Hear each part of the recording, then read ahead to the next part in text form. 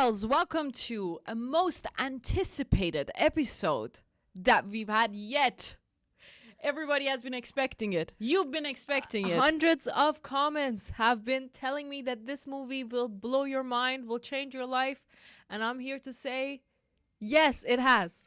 The first comment that I saw about this sold it in a way that said, if you watch this movie, your perspective about India and what colonialism it went through will never be the same. And same with your perspective about movies and what an Indian movie can and can't be. Right. And it will blow your mind. It'll make you cry. And I sat there with all of these anticipations, which is high. That's hard to put on a movie. Right. But I sat there.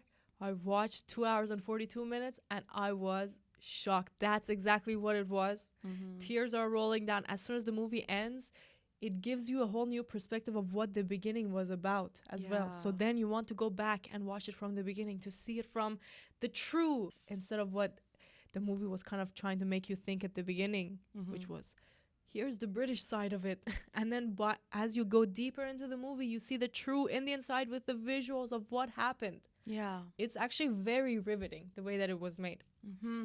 And also, like, the way somebody commented, actually, that don't watch any trailers, spoilers, no reviews, nothing, just go in there blind. And I did exactly that. I just saw the poster and I knew a handsome Indian man was the lead with the British hat like that. It's so mysterious. It felt like a mystery detective story just from the poster. But we went there and I loved it so much.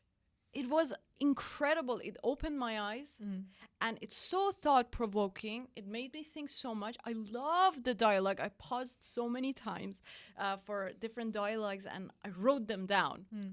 Like, that's how much it touched me, and I wanted to keep repeating it and thinking about it. And I would pause sometimes to, like, discuss it out loud. Like, wow, this is the philosophical context, like, behind this line and behind this conversation that they have.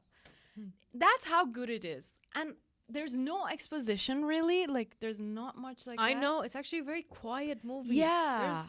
I was not expecting this from an Indian movie or from any movie, really. Right. Where there's just conversations with the eyes. There is absolutely no line, for example. There's so much silence. Actually, they go to fields and walk, and you just watch them walk like that.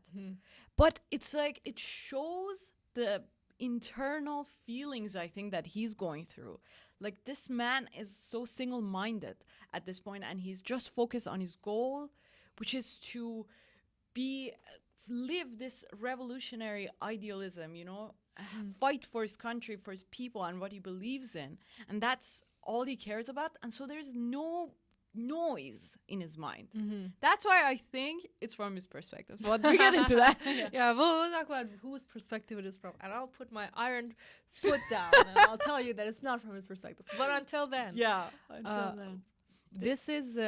This movie is made to look like or feel like an American film. Yes. And that's absolutely, they did that on purpose.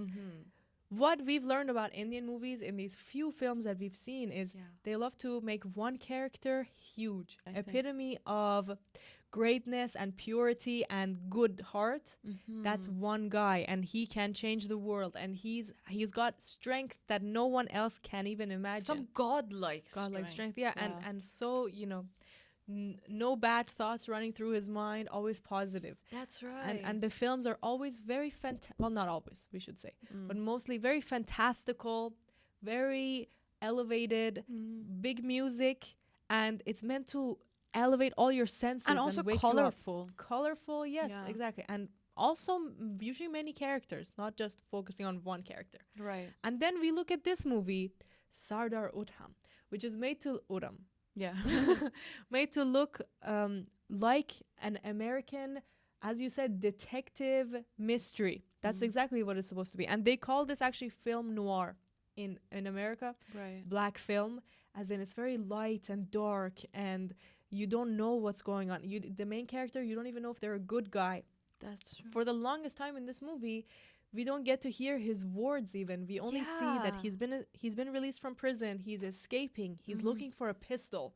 And people say that he's unpredictable and angry. That's true. So is this a good guy? We know it's a good guy because that's the name of the movie. But like, if you just saw what he's doing, Yeah, you and would not know. exactly. And especially like we knew from the comments that he was a historian. He was based on a true person, and he was a revolutionary, and he was a good man. But exactly as you say, if you don't know and you go there without any context, you don't get to know the main character at all until like very late into the movie. which is what makes this movie so unique. Yeah. And I think every movie strives to be something new that people haven't seen. Right. And this one succeeds in that so much because it starts with a character who we don't trust, who we don't like and understand. We only know he's like handsome and tall. But then That's good enough for me. Like and then we also know he's very strong. He will not give in to interrogation, beating up. yeah. That's all we know. And then throughout the movie, they managed to show us his perspective of how he went into the war, of what he saw in this massacre, how he saved every soul, how he tried to spend his youth fighting for his country and fighting for a cause. And then the movie works backwards in a way that by the end, you're connected to him. It's brilliant. The script is absolutely brilliant. The timelines blow my mind every time. I really wanted to get a copy of the script so badly, just because it just goes back and forth all the time. You're in 1920s, 27, you go to 1933, you go to 1940. Like, what? Exactly. And this kind of thing is actually hard on the brain. I watched it twice. The second time, it was like, okay, I get it. It's going from, like, sometimes it goes back to his You memory. gotta calculate each time. Oh my God. But the first time I was watching, I was like, okay, I don't know what's going on, but I'm just going to trust that eventually it will get to something. Like, it will go work itself into me. I didn't even recognize his face. That's on me. But I was That's like, true. is that the same guy who was released from prison? I was like, He has a beard now. Is this actually the movie? Like, I was like 7 minutes in. Yeah, so that was like the case because when you first are introduced to him, he's in prison, so he has the beards and the bushy everything. So you don't recognize him at all. Yeah, they made him also look very young and old in the movie. True. That was very good. Well Was done. that the young actor? Was him? Yeah, it No looked way. so different. It did. Looked like a whole other person. How He did even they do looked thinner. He looked way thinner, like scrawny, like a young boy. He did look like a young boy. The acting, I don't know what it is, or like the makeup was. Yeah, What the was beard was that? thinner. That was crazy. How did he grow his beard thinner? That's the Indian acting. Very for you. insane. Yeah, they have they're control committed. over the method acting, the ultimate method acting. They know how to do that. I loved it so much. I learned a lot about Indian history. I was so intrigued by everything that happened, and it is so unlike the Indian movies that I've seen. So I did not expect it at all. I expected them to break out in a song in the middle of that. Let's sing about. It's crazy how it reminded me very much of old Western movies as well, where it's just about the showdown. People. Yeah. He walks into a scene. He doesn't even say hello. He just gives a look to the girl, and then cut to the next scene. The girl gives him food. Like, it was very much like this is a bare bones film. This is what filmmaking is about. We're not gonna make it any crystal clear it or make it fun for you. Right. We're just gonna show you what's going on. If you want to catch up, go ahead. If you don't, that's on you. Yeah, that's so true. And as you said, this is for a reason, the way this American style that they went for. It's because they want to show the world what happened. And they use this format of art and filmmaking. Yeah. So people could understand that. That's actually so smart when it comes to like these kind of history stories that you want to tell everyone. That's exactly what they did here. Yeah. Like you said, people will listen because it looks like something that they have seen. So they will at least give it a chance. That's true. Even here's a masterful thing they did. The music throughout is this very simple kind of American rhythm. This is just bum, bum, like nothing crazy going on. Yeah. And then when we go into the massacre, when we show from his perspective, finally some kind of Indian music starts seeping in. The soundtrack changes. But it starts, it's almost like it's lying to you. Like, look, this is an American film. Check it out. It's got the piano, the big chords. And so you get lied to, which is really smart. It's a great It way to is. manipulate the audience. The music, even though it was subtle, it was so impactful because it, as I said, like this movie is the kind of movie that is thought provoking. After you've watched it, you want to discuss it first of all with other people. You get into maybe some political discussions. You want to like debate and talk about it, or like you think about it extensively and about the things that happen, even without your free will. Like you just keep thinking about this.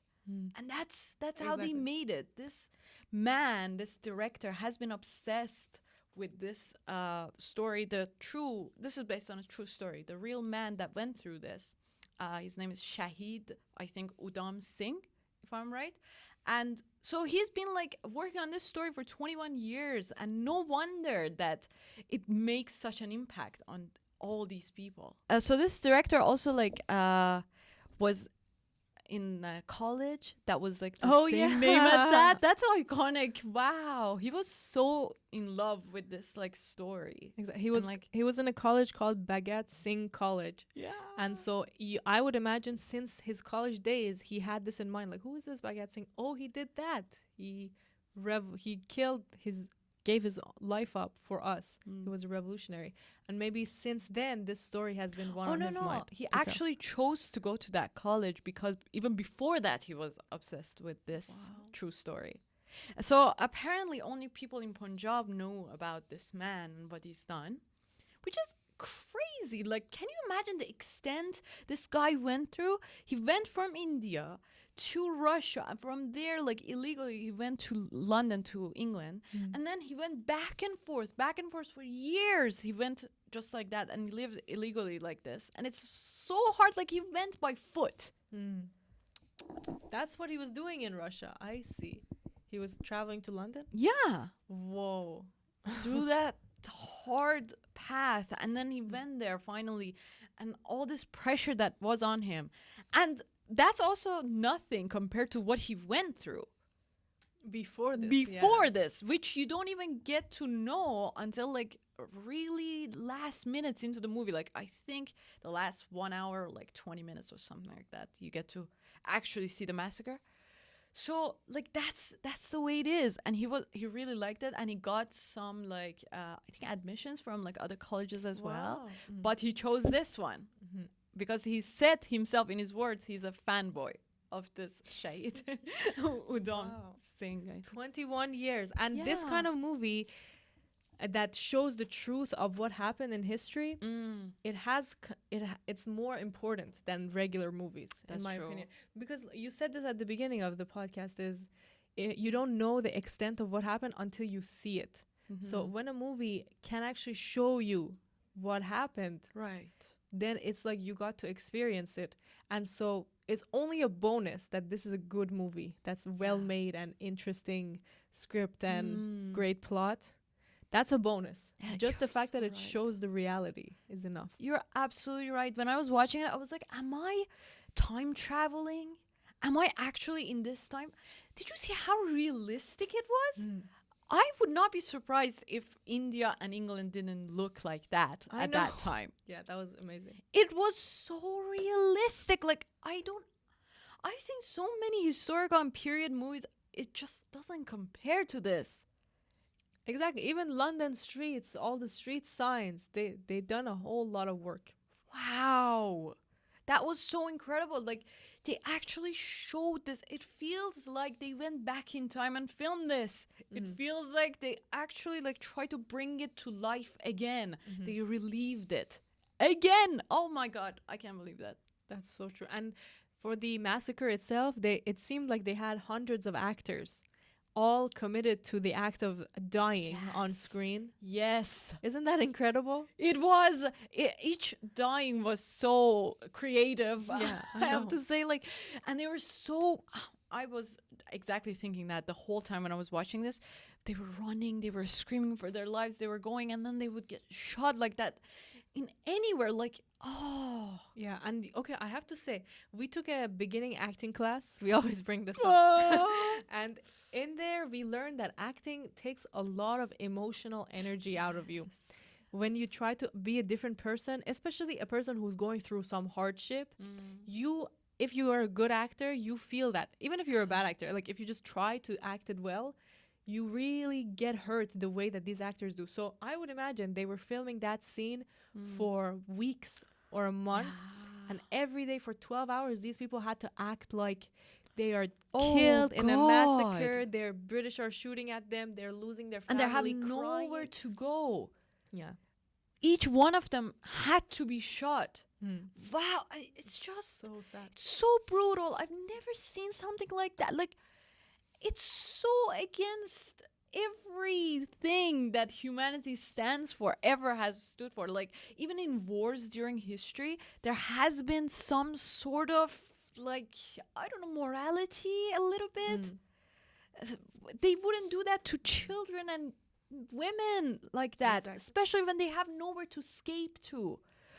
God, I don't understand. Like, and that makes the rest of the movie so absurd, that everyone is saying, we have a just court system. We have a lawyer. You can speak at your time. We will stand against crime and brutality. right. And they're acting like there's a whole great system. Like, oh, we have interrogative. We have police officers who will get the truth out of you. And you just see it's all a facade. Even these police officers will beat you to the point of you saying what they want. Yeah. And not only that, but they will literally come and massacre and then act like they have a proper justice system. What I loved so much was this one scene where Udham is like, he's in the factory and he's like, wake up, people. Like, you have to see, even though I'm not free, you're not free. Even these people, like, they have the owner and they have like what did he say? Like, this manager or this boss that we have in this factory, he has to answer to like his manager, and the manager has to answer to the owner of this place, and the owner has to answer to the crown or something like that. And we are all like, we are subordinates and slaves of this one absolute ruler. And not even like the police or the law system or like these lawyers and judges. Those are also the slaves. Like, everybody is just slaves to this one absolute power that exists in this one system. So it's like everybody, even though they have this facade, as you say, of like living this life that is, I don't know, maybe civil and moral, it's actually not. Nobody has any freedom. Everybody is just answering to their authority. And they are always brainwashed. Everybody in this world is brainwashed like that. Exactly. It's just... And even the political leaders talking reminded me so much of what's going on today in America, where Trump is running for president. And it was just... oh, yeah. Then they were even trying to shoot him. So there's another one. But the way that he just says empty words that mean nothing. We will once again fix this country. It will be better. We will unite. We'll make it better. And people clap and go crazy over this. What is he even saying? He's saying a bunch of nothing. He's only riling the crowd up. And the same way that this guy, Michael Dwyer, was completely lying. Like, we are fixing India. We have made it safer there. Yeah. Now everyone has come together. Like, as long as you say that, people will buy it. And it doesn't have to be true at all. It could just be... I'm just always at awe of people that actually follow these political leaders and actually believe what they say with all their heart. Like, how could you do that? But I understand it because I was once one of those people as well.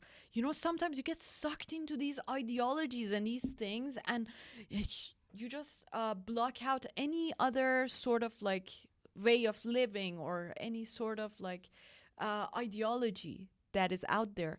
And you just follow this one. And you refuse to follow anybody else. So, like, I understand it, but it's just that you're always a slave to these people. You're always, like, a follower. We were talking about this, I'm sorry. Go ahead. Talking about this kinds of kindness last episode. And in that one, we were talking about the fact that everybody could be a leader.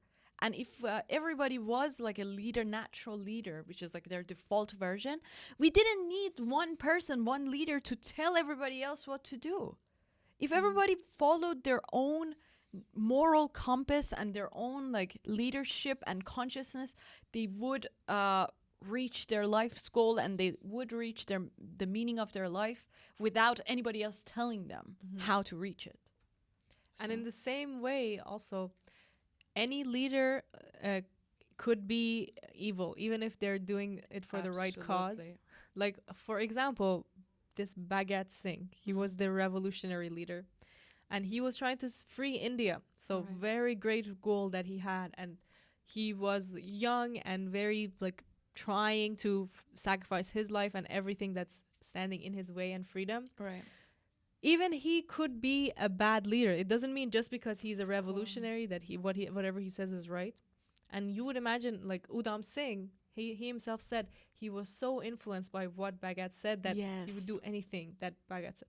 And that applies all over the place. We talked about Alexander last week. Yeah. Here's a leader who started as very charismatic and kind to the people and like open-hearted and able to even tame a wild horse. Yeah. And then he turns into also just a single-minded conqueror and dictator. And so it just goes to show, even if your leader, you totally believe they're good and everyone believes that they're good, still putting your whole being into following this leader is probably not going to end well. Absolutely. And once these leaders even get to a position of power, they become corrupt as well. That's just the nature of it. That always happened, you know? These kings, how did they become kings? They were just some revolutionary from some tribes that gathered some arms and tried to get the nearest cities, and they conquered them and then expanded their army and their resources, and they became bigger and bigger until they could fight and get into a battle with a king, and then they would claim the capital or something. So basically, they were some people from tribes or villages that had this ideology that the country needs to be changed, or like, I need that. And then they would go, and once they were in power, these pleasures of life and these things would get to them. And sometimes usually the actual leader doesn't survive until that point. Or he's into it like in 1 or 2 years probably maximum, something like that. But then usually the ones that come after that, they're the ones that want to take advantage of this position of power and these people that always follow them no matter what. So it just shows that even when a revolution happens, and I know that, and we know this from experience from Iran, that revolution is not always the answer. Revolution could cause some really worse people to come. Exactly. And so what is the answer? We don't know. Each person to follow their own conscious right path. That is no idea, yeah. It's just that this one also, like the revolution of Iran, also was not uninfluenced by like Westerns. They also chose it. They also chose these people. Like, for example, this leader of Iran at that time that caused the revolution, he was supported by Britain and France. You know, BBC, they completely covered this man. They covered whatever he said from when he was like exiled in France. So like, that's how it is. They changed the strategy, and you saw it in the movie too when they were discussing these political leaders. They were discussing that the king was like, "Do we have to give up India?" And the minister was like that, we may have to change our strategies, but we don't have to give up the country. So that's how it goes. So messed up. What I love about this movie is how it shows the humanity of everyone. That's true. Even this General Dyer who literally was the one who said shoot people. We saw his eyes as he said that. Like, he had some humanity. He feels awful that he did that. That's great for a movie to show, because it's so easy to just be evil, like straight up. Because he was evil. What he did was unforgivable. Easily you could just show him like RRR, be super, get out my whip, and also hit you one time afterwards. Because like he was the governor of Punjab, and then in RRR that was like the governor Scott. I don't know, of Delhi probably. Yeah. At least they showed him also have a humanity and later say, I was doing my job, I couldn't sleep last night, but I did what was right for my country. That's so powerful for a movie to show. That's what I'm saying. In RRR episode, when we talked about like the fact that the British characters were so one-dimensional and like they were pure evil, some people said that, oh, there is no other perspective to what happened. But I'm saying that in a story, even the evil characters should have more depth to them. They should be able to, you should be able to see the humanity, because that's how people are. People are not pure evils. Even you saw it in Dwyer, you know, when he was sitting there, he was justifying the whole time. Like his mind, his conscience, it is bothering him. Yes. And then what he does is lie to himself. That's He true. convinces himself. People know, everybody innately knows the truth of what they've done. What they do is they deny it and they lie and they run away from the truth. But the truth is always there and they know it. So people are not like that, and that's just not the psychology of people. We do not have purely cruel people. We just have some traumatized people probably that went through some things, or their brain is totally brainwashed or something like that, that they can't see any better, or based on their context, they justify what they've done. Exactly. So whoever was in their position, they would do the same thing. We can't condemn people like that. That's what I'm saying. And I loved it when they showed it in this movie, because it just gives it so much more humanity. Even though you like hate this man, the terrible, heart-wrenching things he did, but you see these moments of him, like when he's in his house and he has employed Udham and he's working there, but he's like, his mind is so boggled. He has this huge house and he has this respect and everything there and all this money, but his mind is there like, I did the right thing. Do you think men are like not like that? Men wouldn't like do something. I just love that scene, and we see so many of those scenes. Exactly. And how masterful of a filmmaking technique to show Udham kill him first and then show this scene. That's so cool and exciting. First he dies and then we get to kind of connect with this dead man too. And you know what's also crazy is how he dies right at the beginning of the movie, Michael O'Dwyer. I was so shocked at that. Yeah. I was like, what's going to happen now for the next 2 hours? Exactly. Like, what are you going to do? He already did his task. They show him die right at the beginning. Right. But then he gets to live on throughout the film. We keep having flashbacks to him being alive. Yeah. And that's a great technique to show how these British people get to live on through the memories, through the history that was written about them. And they're almost martyred, like they're in the news, put there. This man was unjustly murdered by a cruel Indian guy. And they make us feel the same way by showing him throughout the movie come back to life. One time we see him hang out with his wife. One time we see him have a guilty conscience. Whereas those 20,000 Indians that died, all we get is a piece of writing at the beginning that the 20,000 were killed. And then we get to only see it at the end. Look at all these people who died. No one will remember their name. No one is writing these people's names down to talk about in history other than this one movie. Wow. So that's, again, another great technique by the filmmakers to make you feel like you're complicit in the problem. Wow. That's so true. They're kind of like guilt tripping you here. That's right. You know, when I was watching that, at that scene, I was like so shocked. I was like, is this a dream that he actually killed it and they arrested him? I was like, I'm sure this is a dream. Like a dream sequence. He's just thinking about, yes, one day I'm going to go and kill this man. And oh yeah, I did it. Look at that. Yeah. But they actually arrested him, and I still was convinced, no, this is a dream. This is a dream. This can't be real. This is just the beginning of the movie. Exactly. Where's the revolution? So it's just like, then he goes to the prison, and I'm like, okay, I'm convinced now. Oh, you did that? This is some kind of Alexander editing that they did. They put the end right at the beginning, and then they go backwards. I don't know if I like it, actually. But it definitely works for this story and this movie. And it's so shocking. That was the moment that I was like, okay, I'm paying attention now. You're right. That's true. It grabs your attention. Yeah, especially because he kills a guy and he's the terrorist in this situation. Especially since what we've seen of him is that we don't know anything about his past. Yeah.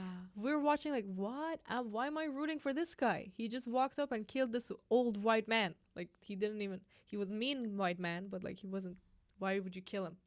And then he says this really powerful line. As they're tackling him down, he's just killed the guy. They're tackling him down and he's like, but he killed thousands. You guys are not arresting him. He killed all these Indian people, and you're shutting me down. Yeah. And then he's walking with a smile as they arrest him. He's kind of got a smile on because he feels like he did the right thing here. That's true. And you don't realize exactly his reasoning until the very end when you see the context or the flashbacks. But you're like, why in public? Why like that? But he had a reason. He wanted to be remembered. He wanted this act of revolution to be talked about. And yeah.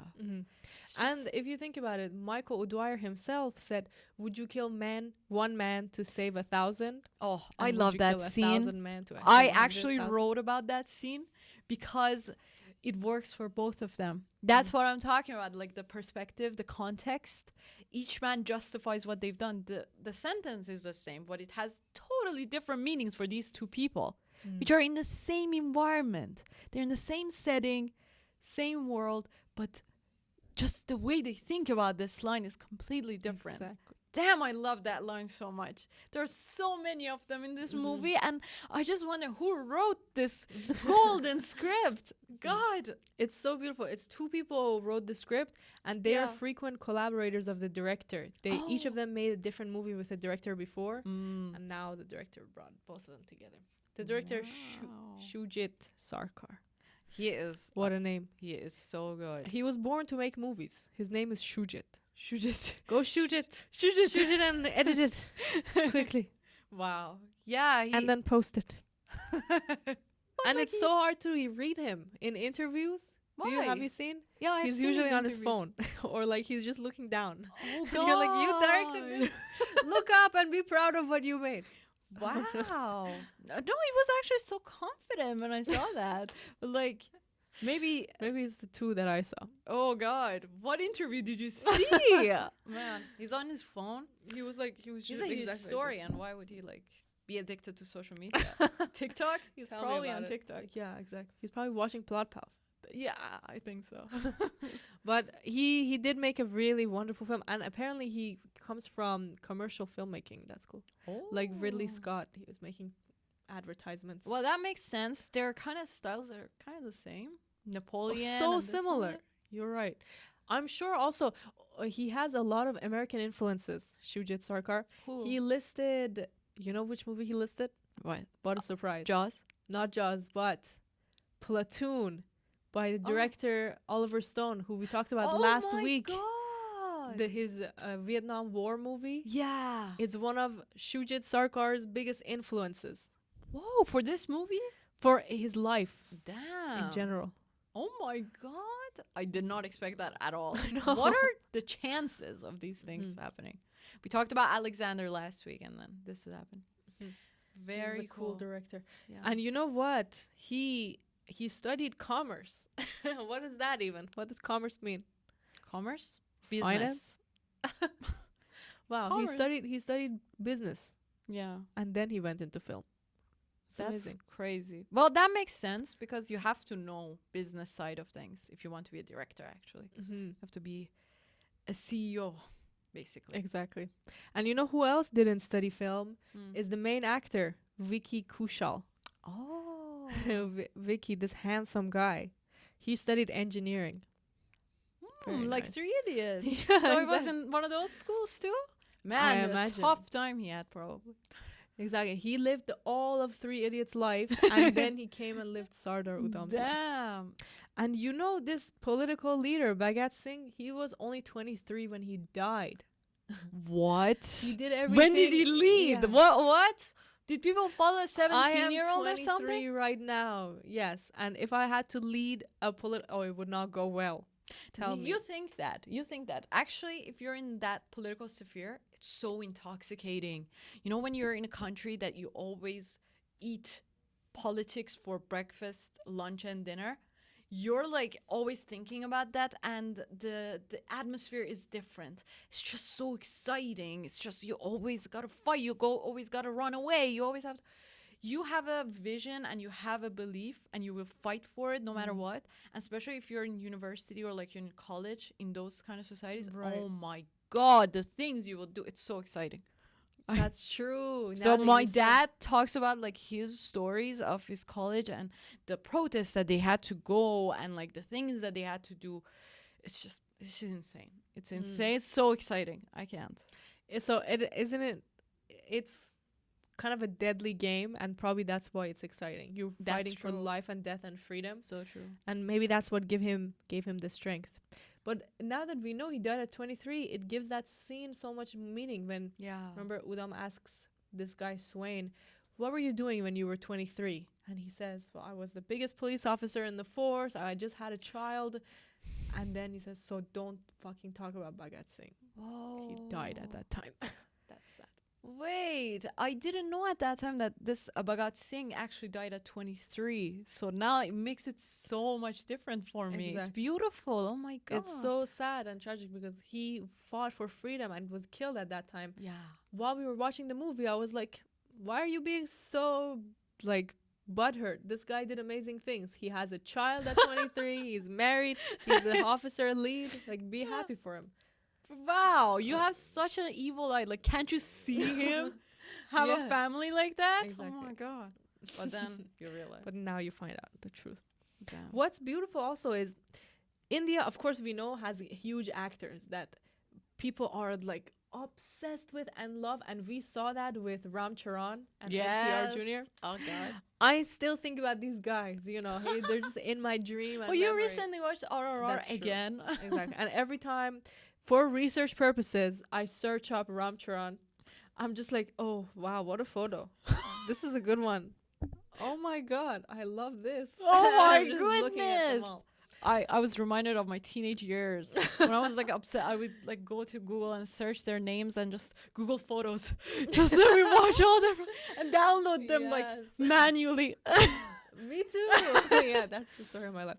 So we have fallen into this as well. Like these Right. actors, they have something special. Mm. Their look, their body, the way they act, and then on top of all this, the way the movies make them look, which is Yeah. always so pure, so fighting for freedom, and never looking at women in like a derogatory term. Like That's true. they always love one woman. It's intoxicating. Yeah. And so we've fallen into this. Vicky Kushal, though, he's a new addition to the Indian acting world. He's not as huge as the Ram Charan and NTR Jr. Really? Did you Oh, know? okay. So there is a chance.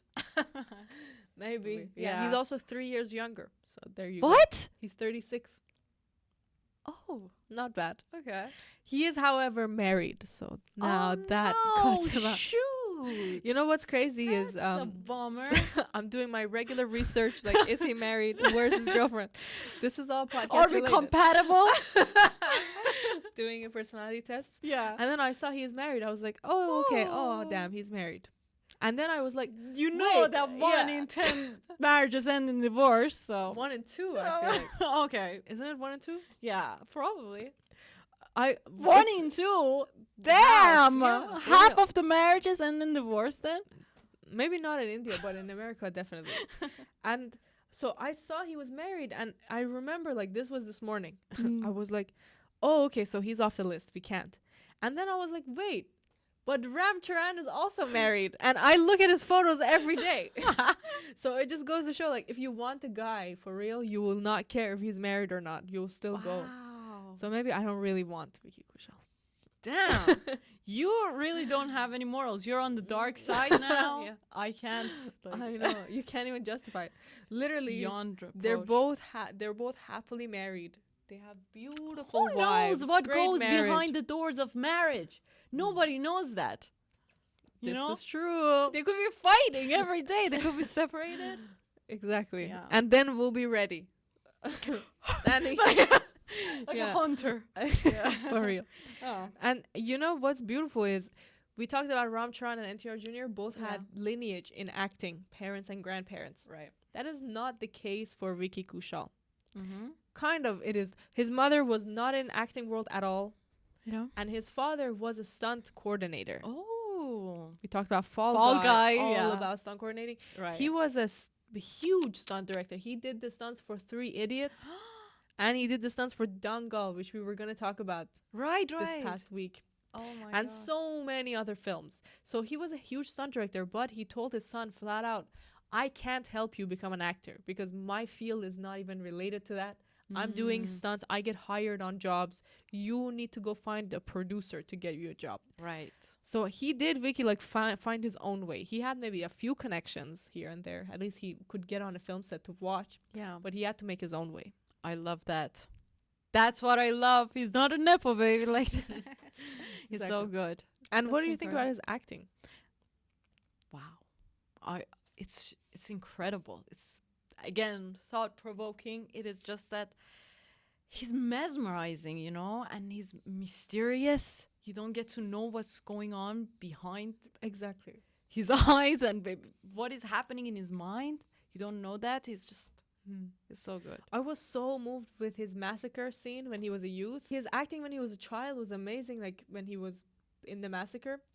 At the very beginning of the movie, though, doesn't it look like he's not even he's not even in the movie? It looks like he's in a different movie. Did you notice?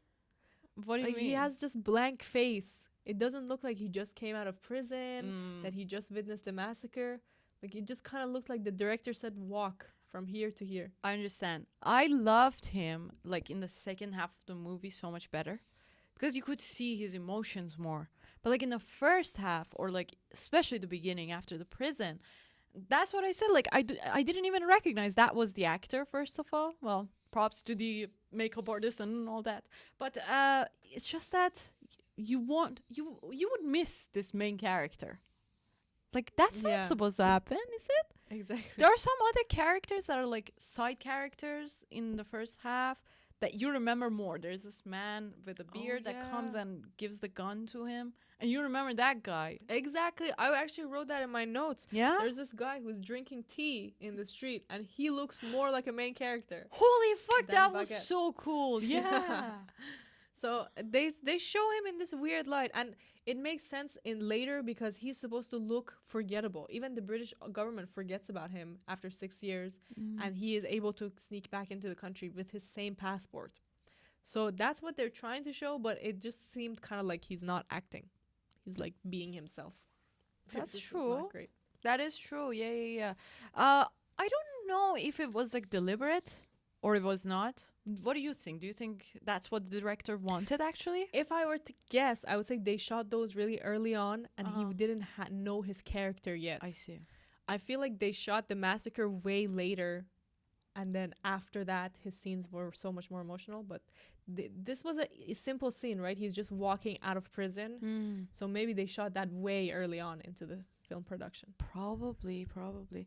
I just don't know because this is based on a true person, a person that existed. So he Right. could have studied that man, and he could have studied human psychology and what these kind of traumas do to a person, how they act.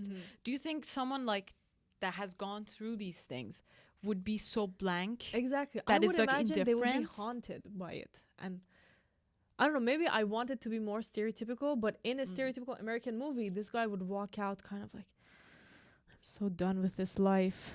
I don't trust Like anybody. a taxi driver or something like Yeah, that. right. Yes. Looking at everyone kind of suspiciously. Yes. That's what I was expecting.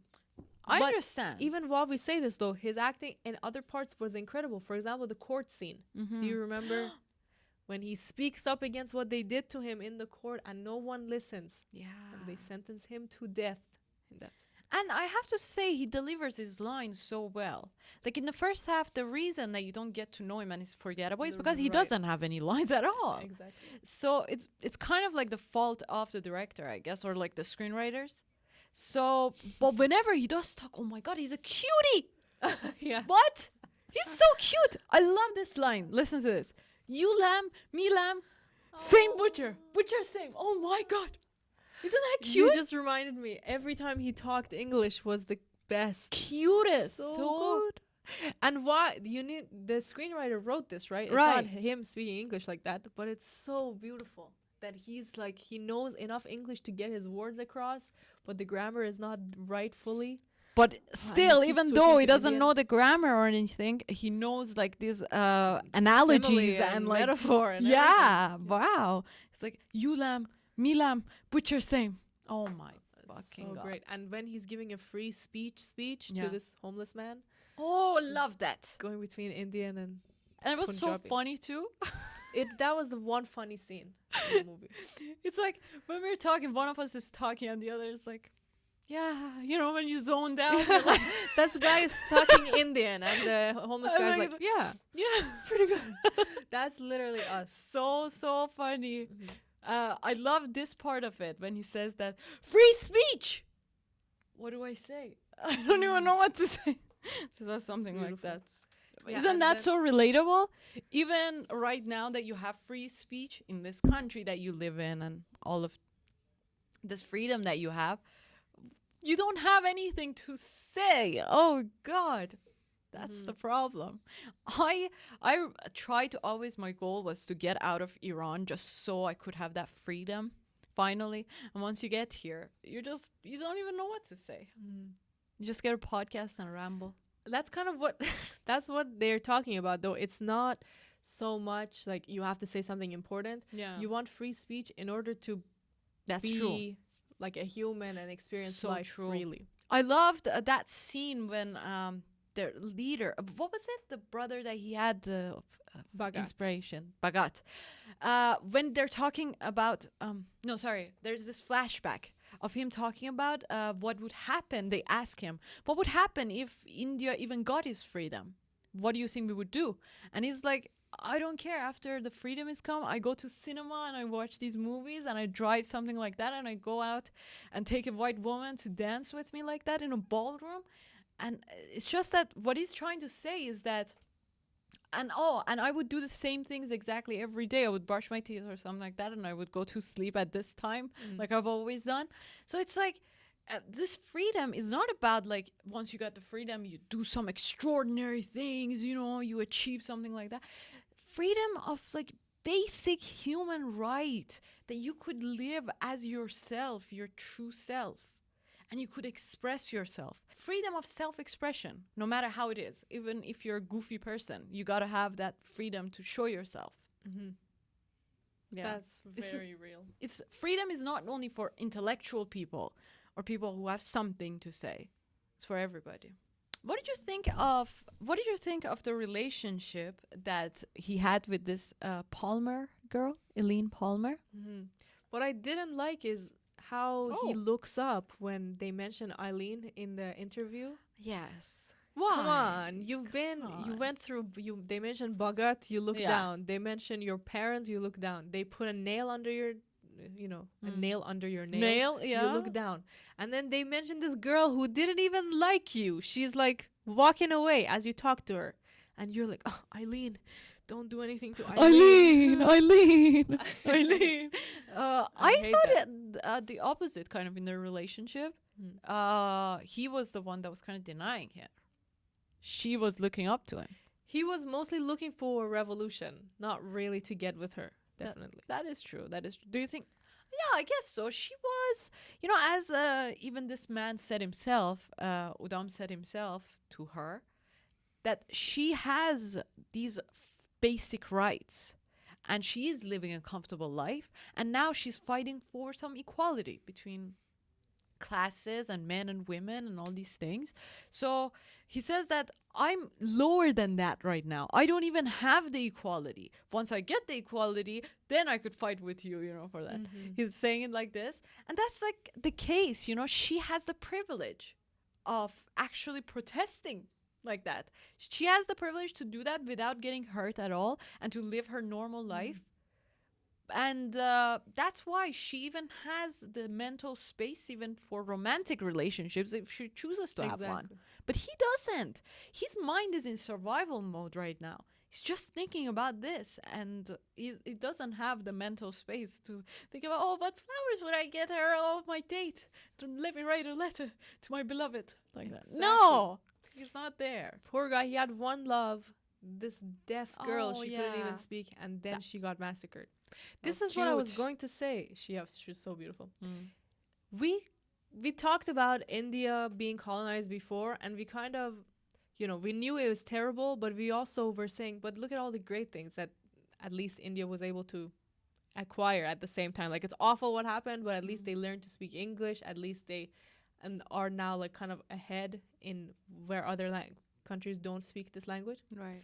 But then you kind of think like, were they even living? Because I didn't know this was happening, but they they were curfewed. More than two people couldn't hang out together outside. What? For example, you saw in this movie. No. Oh, this was kind of a big part. What? That's why they were gonna kill the all the people at the bog, because Yeah. there was like 20,000 people. Right, right. And the British rule was that more than two people cannot hang out outside together, That's even inside. that's crazy. And so if I catch you hanging out with like two of your friends, all three of you are gonna die, and then you have to. There's a curfew. We're okay then. That's what I was thinking. Like that's great for me because I have no friends. I should move there. Yeah. But and then he was saying like after a certain hour you can't go outside, like after 8 p.m. And so you're thinking like, you're taking away my right to communicate with my people. I can't study my own religion. I can't go to school to learn about my history. I can't hang out with my relatives. And then you have the audacity to say you're teaching me English, you're bringing me culture. You're like taking my life away. Wow. So it's very unfair for them. That's, oh my God. Even like, I don't think North Korea has something like that. What in the world? What in hell is that policy? Like, it doesn't make sense at all. But it does make sense for the goal that they have. They don't want people to rally and like make some huge mobs. But how? How are they going to? How did they even think about something so idiotic as this? Exactly. What? That's so evil. So that means you and your parents can't even go out because that's a group of 3. Oh no. Wow. It's so terrible and stupid. And that's what they went through. And then they're expected to continue to live and be normal and be like, and live like a regular and, don't go crazy, don't become murderers. That's true. And then also the British claim that we made them civilized. Is that how they're civilized? How? Oh my God, I don't understand at all. Exactly. It's so stupid. And so that's why the Indians were like, get the fuck out of my country. They kept saying that. Rightfully so. And they finally did it. Like I'm so happy and proud for them. Like it's so It took hard hundreds of to years. get this force. British force. How did they actually do that? I wonder. Like with their bare hands and nothing to have. They actually managed to get them out of that country. With the power of their will and their strength of their belief, they managed to do this. We saw this both in RRR and in this movie, that they literally didn't even have guns. Having a gun is a privilege that they had to fight for to get one single gun. Actually, I was in that scene that there are like 20 people, they go in that tunnel kind of, and there are guns there. I was so reminded of RRR because that's exactly what this officer was doing. Just finding these resources, these guns, and just putting it, and then shipping it or like taking it somewhere to his people. And Udham Singh, he was doing a, what's it called, hunger strike in prison for 42 days. He was not eating anything so that he would die as a revolutionary who, stood up against them. And then they force-fed him by putting his teeth down his throat. They actually did that? That's so bad. When I was watching that, I couldn't even watch. Like, I just looked away during those scenes. How long do you think this goes? They how kept far? pushing it down. Yeah. I don't know how long, but it was the most torturous, horrible thing. During that scene, I thought, okay, they're going to give him better food. And now this is going to be a small win for him. Like, he didn't eat. They don't want him to become a martyr. They give him better food. And then they put him down on this hospital bed and they shoved this thing down his throat. God damn. Basic freedom is taken away from this man. It's so bad. And it's not like such a wonder, really, if you think about it. It happens daily, even in countries like, I don't know, China, if you do something, or North Korea, in Iran. These things happen. These dictators, they are the worst type of people. These kind of systems are horrible. They crush people. They crush people's spirits. They corrupt their minds. They corrupt their being until they're shell of a people. And they use fear and ignorance as their tools to control people. And that's what it was said in this movie too. They used fear. But one thing else that they implied but didn't say is that they use ignorance. There was this scene that this man was talking about, talking to Udham, and he said that educated people and like about common people, and the commoners didn't know anything until educated people came and told them that about like the fact that they don't have freedom and they should fight for it. So ignorance and fear is the problem. And ignorance and fear is like exactly the basic part of ego. And if you have consciousness, like you live a conscious life, you will not have fear and ignorance. So I feel like a revolution should happen individually with each person before it can blossom for a nation. Each person has to change themselves.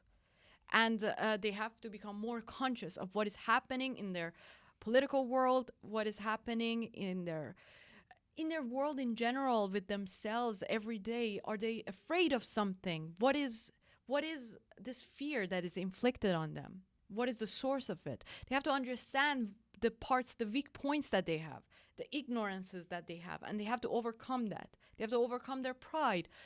So a revolution happens when people are absolutely ready. Each person has kind of like changed internally. That's when a revolution happens. I think you could start a revolution right now. If the plot pass gets big enough and people hear that, Right. revolutions will begin, I'm sure. This is a good one. This is what I love. Here's what he said, Udham Singh said about why he killed this man after he was arrested. Right.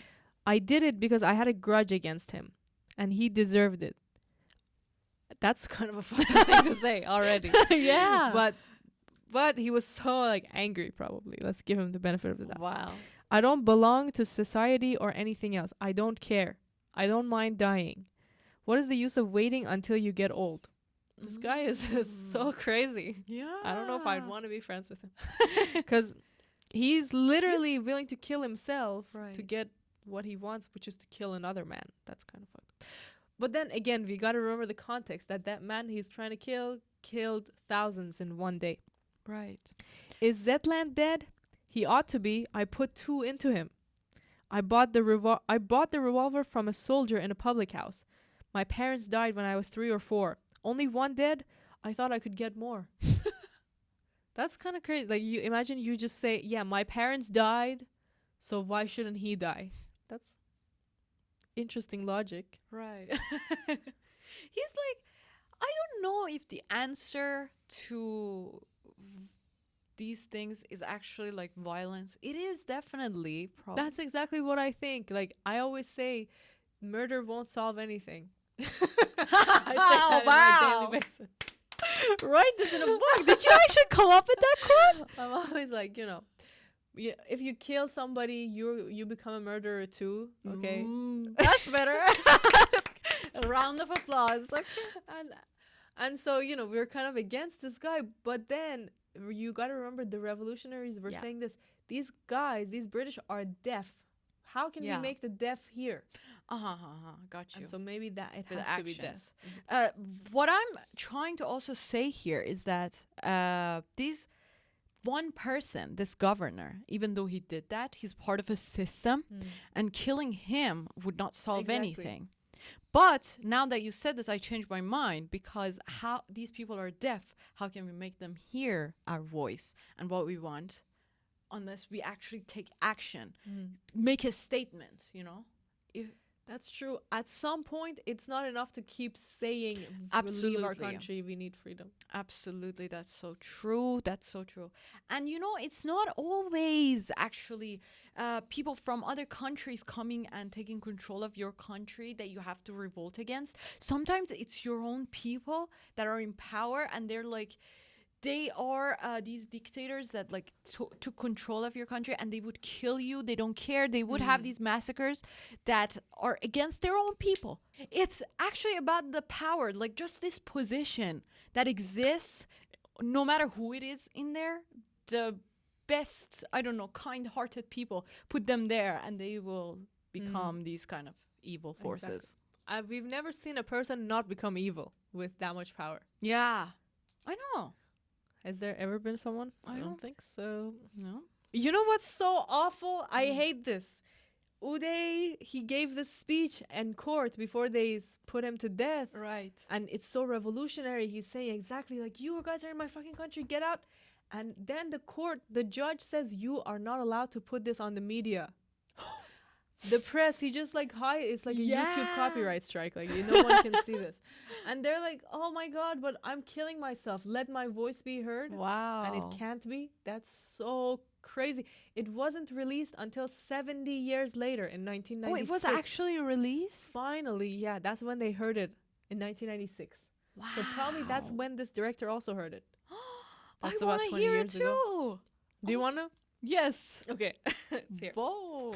I say down. Imagine, usually people don't let, like, judges do not let anyone speak in court. Right. Even if they're like white, they won't It's let you just speak. the lawyers. That Exactly. You can only answer with yes and no. Uh-huh. And you have to say your honor and everything. So what happened that... But he says, I say down with British imperialism. You say India do not have peace. We have only slavery. Generations of so-called civilization has brought us everything filthy and degenerating known to the human race. All you have to do is read your own history. If you have any human decency about you, you should die with shame. And then he goes on and on and on, and then, like, in the transcript, it says he was interrupted here. And then he continued, I do not care about sentence of death. It means nothing at all. I do not care about dying or anything. I do not worry about it at all. I am dying for a purpose. We're suffering from the British Empire. Whoa. And then he continues. He's so fed up to the point that he doesn't care about dying. I can't believe this. And he keeps talking about it and saying it. And there's this thing that if you don't have any fear and you believe in something really, like, people will back off, even people in power. So the fact that you say that in court nobody can say anything, but he did deliver this long essay. Exactly. And so many more paragraphs. Right. Like that always shows this bravery.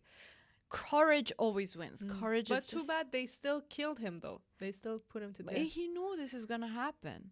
And everybody's gonna die. What a better way to die than, like, actually die for the freedom or a little bit of light for your people, you know? There's this thing that I kept thinking about when I was, like, watching this movie, that light always prevails the darkness and always wins. And what I've come to realize during these years that I've lived is that darkness exists by default.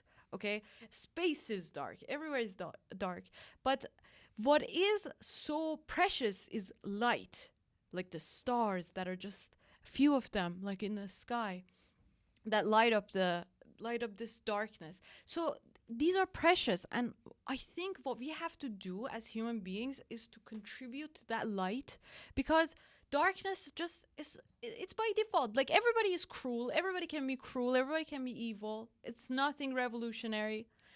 We are just like that. What is difficult is being kind. What is difficult is being a little bit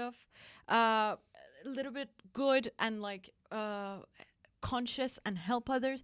It's just that's the one that takes courage, and that's the one that takes bravery. And the important part of our purpose is to bring light to this world. That's so good. And it's exactly the first 2 shots of the movie. So I'm so glad you said this out loud. Because I guess I kind of noticed it in my head, but I never thought about it exactly. That this whole movie is showing darkness versus light. The first shot is this man in a prison cell, completely dark around him, hopeless. And then he's told he has freedom. Shot 2 is him walking in this light. Sun is on him. And he's still in manacles, but, like, he's out in the light. Right. And that one shot, by the way, is a kind of metaphor for the entire history of India. I love it when a shot is that powerful that you can see, like, understand the whole history behind it. But it shows, an Indian man in India, where it should be his country and he should be happy and free. He's shackled, his foot and hands are in this, like, handcuffed. Kinky handcuff, and the he's fuzzy little pink. yes, and he's kind of walking through, the sunny day is on him, like, this should be his moment of glory, and meanwhile he's completely locked up in his own country. And that's what was happening to India at the time. Each shot is so beautiful and could be interpreted. One of the shots that I really liked was there was a flashback of him going on hunting with O'Dwyer. and they're shooting, right? So it's like the way the camera is positioned is in a way that, or the angle of the camera is like he is about to shoot Michael, this man, the governor. But of course he's not. You know that they're like, they have a distance between them. They're aiming at something different, but it's just the angle of the camera. Really? Yeah. Oh, I thought he was actually pointing at Michael. He No, wasn't? no. It's just the perspective. It's amazing. I thought he was trying to kill the guy. That's No. so great. That's so much better. Yeah, it's so beautiful. And then what is so magical about this shot is that after this shot, when the gunshot comes, I think, we see that he is shooting some bottles or something like that. A rabbit. A rabbit? No. It cuts to the present time, something like that, in another timeline. Oh, I see. Okay. So it's like we hear the gunshot, but it's actually not to Michael, or the rabbit. It's actually him aiming at that bottle, which is kind of like he's practicing to kill Michael one day. Exactly. So it was so beautiful. I So can't well done believe like that. this. And at the same shot that you just talked about, Michael is shooting at an innocent rabbit. Right. Just the same way that he's shooting at the innocent India. And this guy is in the back, like kind of preparing himself to one day kill And Michael. it was kind of a weird setting just because it was winter and there was snow and they were hunting and nobody was around and like the jungle was free of any trees or anything. You know, it was like I don't know. And then there was just one rabbit there that was like great. I don't know what it's trying to say exactly, but I'm sure it had a meaning. Why was it in winter like that? They were just hunting in winter? People don't hunt in winter. Well, tell that to Michael O'Dwyer. Yeah, he was hunting he's in a winter. master hunter. Okay. Maybe they hunt in winter. I don't know. We Just should shows find maybe out. how bloodthirsty they are that they would even hunt in That's right. winter. That I when, do when think it's he was not necessarily. pointing though. Oh yeah, exactly. They just enjoy the act of hunting. Mm. One thing we should talk about before we wrap up the episode: what perspective do you think this film is from, God damn. and why? I think it was from his perspective mostly because of the camera as well as the music. So it's mostly silent most of the times, and then when there are some music in it, it's very low. You hardly can hear it, and there are just a few chords, as you say, on piano. It just shows his feelings, but it's so deep. And from what we've seen from this man, he is like a stoic man at this point. Like he's indifferent, he's numb to pain. So when we go about it, like we almost are in this haze, we're in this vacuum, it feels like, that we can't, like, I don't know, we're insensible to feelings or like things. I don't know, it's just something that it feels like there are no senses anywhere. And there's just this buzz sound, buzz, and then you don't hear anybody. There are people are happening around you. Life is happening around you. Timeline is just going through you. But this man is just in one place. That's why I felt like that. And there were some times that the camera was shaky. We were talking about that. I thought if it was a deliberate choice, it was because he is also nervous at those points. So that's why You definitely sell it well, I have to say. That's exactly what it feels like. A man who is numb, who is remembering his memories just before he dies. And his first memory, what is it? Remember when I got free that day? Yeah. And this whole journey began when I came to kill this guy? And then his last memory is, remember when I washed the blood off of me after I tried to save these people who were massacred? So it definitely feels like it's his mind in his last few moments as he's going through this trial. And he is completely numb to the pain. Yeah. And the music does support this. So you bring up some good points. Thank God. What about you? What do you think? The reason I think it's not his perspective, and you kind of changed my mind now, I think at least partly it's his perspective, clearly. But the reason is that we don't know what's going on in his heart for a long time. We learn about him the way that the British officers learn about him. We start with just the face. We know he's gonna go get a pistol. Right. We don't know what's going on in his heart. Even his cousin, like this girl, I don't know, is she into him? She's giving him food. Yeah. And we still don't know what he's thinking. That's true, yeah. We just know he's leaving. So it's almost like the movie is told from the perspective of like imagine a British officer or somebody from the outside looking at, look at this guy. Why is he traveling to India? Oh, why'd he kill that guy? And now he's going to trial. Let me hear it out. So it's almost like an outsider. Oh, I know what you mean. It's like when I was watching it, I thought it was a documentary kind of like. So not necessarily like a British guy's perspective or like diary of what happened or anything. Or like an American guy's perspective. Yeah. Because it's an American looking movie. Yeah. So here you are as an outsider North American. Look into this movie and you judge for yourself what is right, basically. That's what I imagine. So like a American documentarian who went in time and like documented this thing. Exactly. And then the other reason is that we don't see from his eyes. So we watched Dune Part 2. That's a completely subjective movie. It's exactly from Paul's eyes because we often see him look directly into the camera and then cut to what he's looking at. That's like literally perspective. Wow. But with this movie, a lot of the times we're kind of watching him from an angle, from either further away, from out the door. We see him being silent.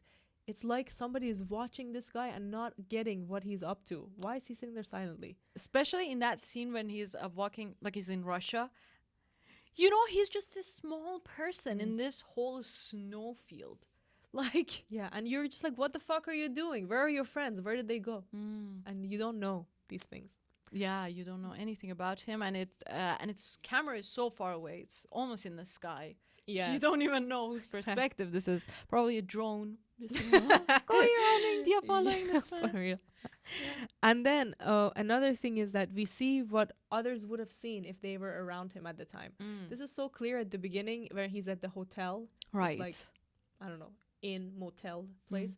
And we are in the room with him, but what we're hearing is a door knock. So it's kind of like, and we're looking at him and you would think, oh, that's probably his perspective. But no, actually, it's literally the perspective of the outside guy who's knocking. And he's like, why isn't this motherfucker opening the door? Is he just sitting there silently? Wow. So you're it's super tricking your brain where you think it's his perspective. But really, this is not because we don't know what he's thinking in that moment. Why isn't he opening the door?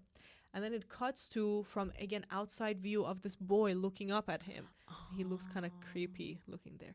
So all these things, like, it shows how another person would see him, not how he would see himself.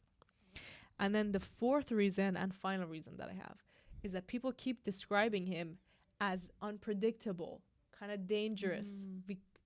We can't trust it. Like, we can't trust him, but, like, he will do things that I didn't expect, I didn't know about. So it makes you think, like, this is a documentary where you learn about him. It's not his perspective. You don't get to you only get to learn about why he did these things through what he says.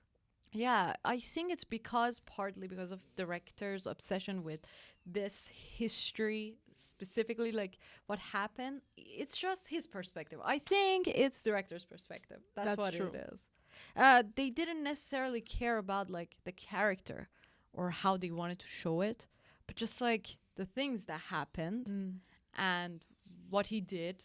Exactly. Like a portrait of this guy. Yeah. Yeah. Not that deep into his emotional side. Yeah, definitely not. Wouldn't it have been better if they did show his emotional side? If in the beginning of the movie he was still having this mask on, but as the time went on, he got so emotional. Maybe during some talks, all these emotions that he's been suppressing, they gotta come up somehow. He can't control them all the time, no matter what he's been through, like, or how much control he has over himself. It would have been. It goes to show there's 1,000 choices you can make in a movie, and it will make a different movie if you make those choices. That's true.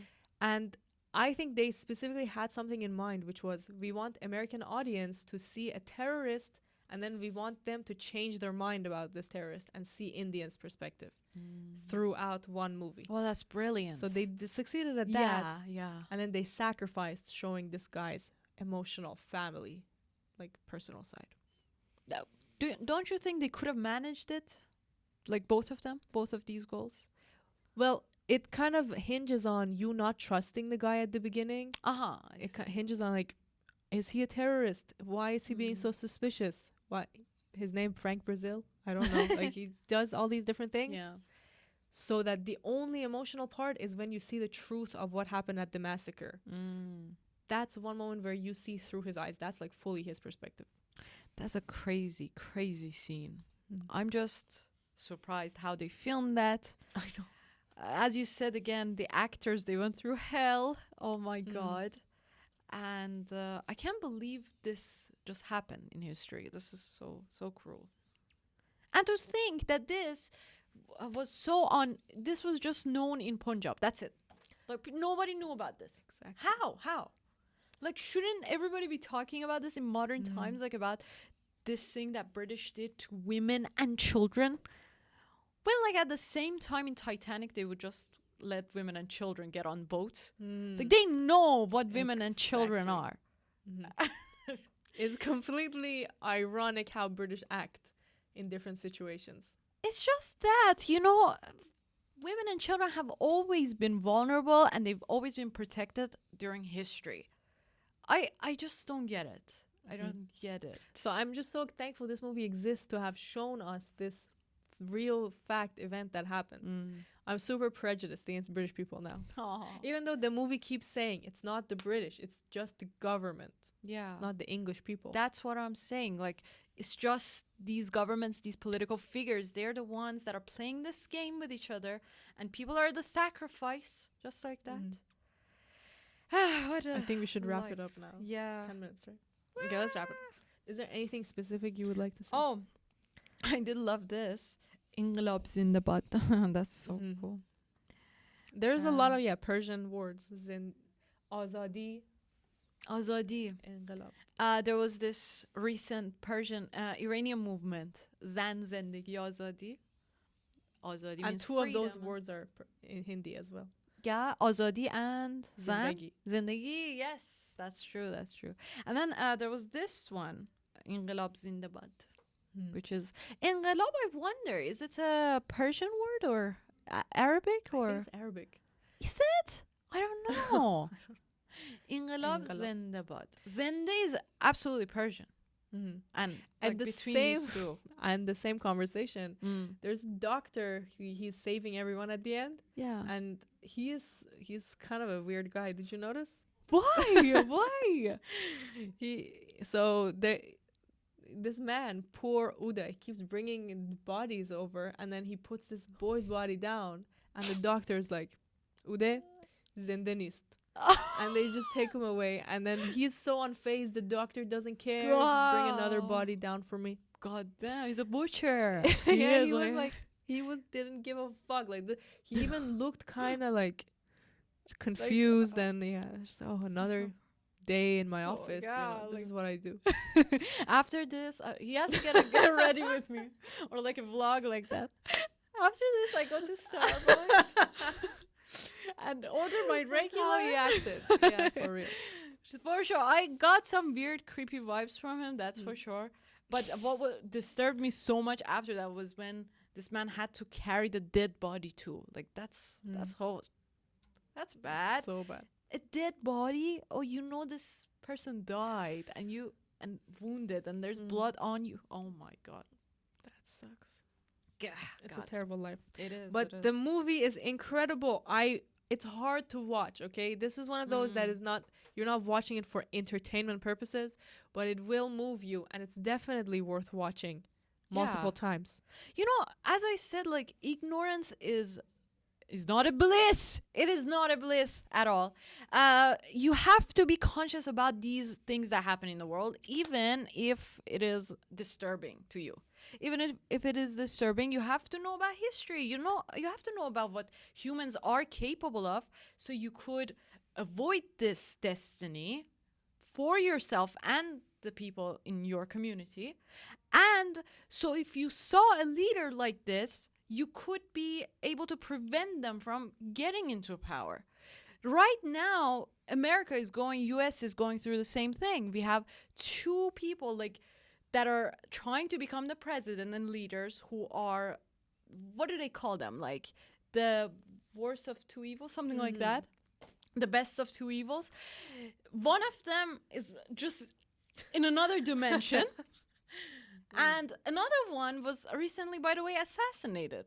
Just like that. Attempted. Attempted. be Yeah, he was saved by God. And now he keeps saying that. Oh, I was saved. This is all a sign for Well, me to I be have president. to be a little bit fair to him because once he came back, he was a changed man. You could see in his eyes. God, he had a near-death experience. He seemed humbled a little bit, but That's good. still, It's all like, an act. I guess I so. don't buy it. Maybe I'm too easily like deceived by these people. I guess so. But that's like the way it is. And if you are not conscious about this, if you do not care and you do not vote and you don't talk about these things, so soon, you know, this evil forces, these evil people could come into power, or like people come to the kind of people could come to power that are more prone to evil or don't have that much control on themselves. So it's important to watch these kind of movies. Exactly. Yeah. And the great news is, well, this is kind of unrelated, I have to say, but we have so many amazing recommendations that have come in from the RRR episode. I've made a list of everything that you've brought up, and it's so delicious. Every movie up there is like got all the categories, the greatest recommendations. And so we're working through this list, and we would love to talk about every single one. We'll see how many decades that will take, but we will do this. And if you have more recommendations, definitely let me know. And let us know what perspective you think this film is from. Specific perspective, story-wise. That's true. And yes, as Maral said, recommend us whatever movie that you like, the stories that moved you and you would like us to talk about. Thank you again for your support. Our family of pals is at 1,400. Oh my God. Oh my God, still growing. And we are just becoming so much huger. And we're a big Plot Pals community. Growing so beautiful. We love to see it. It's actually so heartwarming. Every single comment. It's incredible. It's absolutely like, I don't know. I just feel, we feel so supported and so grateful and thankful. We couldn't have done it without you guys, without your support. We love you. We love you. Thank you. See you on the next one. Bye.